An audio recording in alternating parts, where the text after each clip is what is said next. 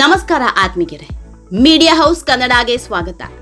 ದಾವಣಗೆರೆ ದಕ್ಷಿಣದಲ್ಲಿ ಮತದಾರರು ಕೊಟ್ಟಿರುವ ತೀರ್ಪು ಇನ್ನು ಮತಯಂತ್ರಗಳಲ್ಲಿ ಭದ್ರವಾಗಿದೆ. ರಿಸಲ್ಟ್ಗೆ ಇನ್ನೂ 20 ದಿನ ಕಾಯಬೇಕಿದೆ.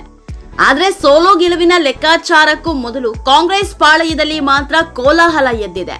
ರಿಸಲ್ಟ್ ಬಂದ ಮೇಲೆ ಯಾರಿಗೆ ಕ್ರೆಡಿಟ್, ಹಿನ್ನಡೆಗೆ ಯಾರೂ ಕಾರಣ ಅಂತೆಲ್ಲ ಹುಡುಕುವ ಬದಲು ಈಗಲೇ ಕೈಪಾಳಯದಲ್ಲಿ ಆಪರೇಷನ್ ಶುರುವಾಗಿದೆ.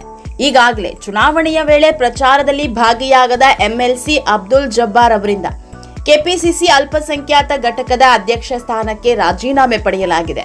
ಇಷ್ಟಕ್ಕೆ ಈ ಆಪರೇಷನ್ ನಿಂತಿಲ್ಲ.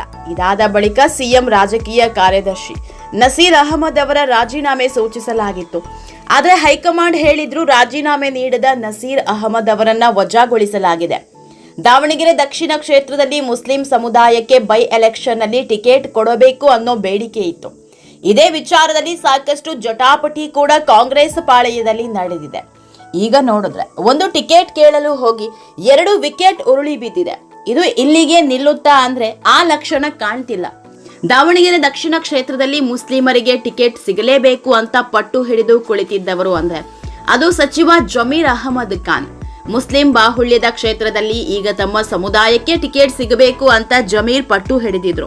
ಅದಾದ ನಂತರ ಸಮರ್ಥಿಗೆ ಟಿಕೆಟ್ ಸಿಕ್ಕ ಕಾರಣಕ್ಕೋ ಏನೋ ಪ್ರಚಾರದ ಕಣದಿಂದಲೇ ದೂರ ಉಳಿದಿದ್ರು. ಹೀಗೆ ಬಂದು ಹಾಗೆ ಹೋಗೋ ರೀತಿಯಲ್ಲಿ ಕೇವಲ 5-6 ಗಂಟೆಗಳ ಕಾಲ ಮಾತ್ರ ಕ್ಷೇತ್ರಕ್ಕೆ ಹೋಗಿ ಮುಖ ತೋರಿಸಿ ಬಂದಿದ್ರು. ಇದೇ ಈಗ ಜಮೀರ್ಗೆ ಮುಳುವಾಗುತ್ತಿರುವ ಲಕ್ಷಣ ತೋರಿಸ್ತಾ ಇದೆ. ಕಾಂಗ್ರೆಸ್ ಅಧಿಕೃತ ಅಭ್ಯರ್ಥಿ ವಿರುದ್ಧವೇ ಷಡ್ಯಂತ್ರ ಮಾಡಿರುವ ಆರೋಪದಡಿ ಹೈಕಮಾಂಡ್ನ ಅಡಕತ್ತರಿಯಲ್ಲಿ ಸಚಿವ ಜಮೀರ್ ಅಹಮದ್ ಖಾನ್ ಸಿಲುಕಿದ್ದಾರೆ. ಪಕ್ಷ ವಿರೋಧಿ ಕೆಲಸಗಳ ಬಗ್ಗೆ ಜಮೀರ್ ಬಳಿ ಮಾತನಾಡಿ ವರದಿ ಕೊಡಿ ಅಂತ ಹೈಕಮಾಂಡ್ಗೆ ಸಿಎಂ ಹೇಳಿದ್ದಾರೆ. ಇದೇ ಕಾರಣಕ್ಕೆ ಇವತ್ತು ತಮ್ಮ ನಿವಾಸಕ್ಕೆ ಕರೆಸಿಕೊಂಡು ಜಮೀರ್ ಜೊತೆ ಒಂದು ಸುತ್ತಿನ ಮಾತುಕತೆ ಮುಗಿಸಿದ್ದಾರೆ ಸಿಎಂ. ದಾವಣಗೆರೆ ಬಗ್ಗೆ ಹೈಕಮಾಂಡ್ನವರು ಕೇಳ್ತಿದ್ದಾರೆ, ನೀನ್ ಏನ್ ಮಾಡಿದ್ಯಪ್ಪ ಅಂತ ಸಿಎಂ ಪ್ರಶ್ನೆ ಮಾಡಿದ್ರು. ಅದಕ್ಕೆ ಉತ್ತರ ಕೊಟ್ಟ ಜಮೀರ್, ನನ್ನ ಬಗ್ಗೆ ನಿಮಗ್ ಗೊತ್ತಲ್ಲ ಸರ್, ನಾನ್ ಯಾಕೆ ಸಮುದಾಯದ ದಾರಿ ತಪ್ಪಿಸಲಿ ಅಂದಿದ್ದಾರೆ. ಮುಸ್ಲಿಮರಿಗೆ ಟಿಕೆಟ್ ಕೊಡಿ ಅಂತ ಬಹಿರಂಗ ಸಭೆಯಲ್ಲೇ ಕೇಳಿದ್ದೆ. ಕೊಡಲ್ಲ ಅಂತ ಗೊತ್ತಾದ ಮೇಲೆ ಎಲ್ಲರ ಒತ್ತಾಯದ ಮೇಲೆ ಸುಮ್ಮನಾದೆ. ನನಗೆ ಸ್ವಲ್ಪ ಬೇಸರ ಆಗಿದ್ದು ನಿಜ. ನನ್ನ ಸಮುದಾಯವನ್ನು ನೋಡಬೇಕಲ್ಲ ಸರ್ ಅಂದ್ರು. ಹಾಗೆ ವೇಣುಗೋಪಾಲ್ ಕೇರಳಕ್ಕೆ ಬನ್ನಿ ಅಂದ್ರು. ಅದಕ್ಕಾಗಿ ಕೇರಳದಲ್ಲಿ ಹೋಗಿ ಕ್ಯಾಂಪೇನ್ ಮಾಡಿದೆ. ಆಮೇಲೆ ನೀವು ಹೇಳಿದ್ಮೇಲೆ ದಾವಣಗೆರೆಗೂ ಹೋದೆ, ಮಲ್ಲಿಕಾರ್ಜುನ ಮನೆಗೂ ಹೋದೆ. ಜನರನ್ನ ಎಲ್ಲಿ ದಾರಿ ತಪ್ಪಿಸಿದೆ ಹೇಳಿ ಅಂದ್ರು ಜಮೀರ್. ದಾವಣಗೆರೆಯಲ್ಲೇ ಇದ್ದ ಶಾಸಕ ರಿಜ್ವಾನ್ ಅರ್ಷದ್ ಎಂಎಲ್ಸಿ ಸಲೀಂ ಅಹಮದ್ ಮೇಲೂ ನನ್ನ ಹೆಸರು ಹೇಳಿಲ್ಲ. ಎಂಎಲ್ಸಿ ಸಲೀಂ ಅಹಮದ್ ಎಲ್ಲೂ ನನ್ನ ಹೆಸರು ಹೇಳಿಲ್ಲ. ಲೋಕಲ್ ಲೀಡರ್ಗಳು ಗೊಂದಲ ಮಾಡಿರಬಹುದು, ಅಷ್ಟು ಬಿಟ್ಟು ಅಲ್ಲಿ ಬೇರೇನೂ ಆಗಿಲ್ಲ ಅಂತ ಸಮಜಾಯಿಷಿ ನೀಡಿದ್ರು.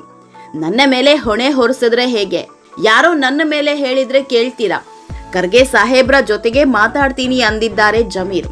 ಆಗ ಸಿಎಂ ಆಯ್ತಪ್ಪ ನಡಿ, ಅಂಬೇಡ್ಕರ್ ಜಯಂತಿಗೆ ಹೋಗೋಣ, ಸಂಜೆ ಬಾ ಕೂತ್ಕೊಂಡ್ ಮಾತನಾಡೋಣ ಅಂತ ಹೇಳಿ ಕಳಿಸಿದ್ರು.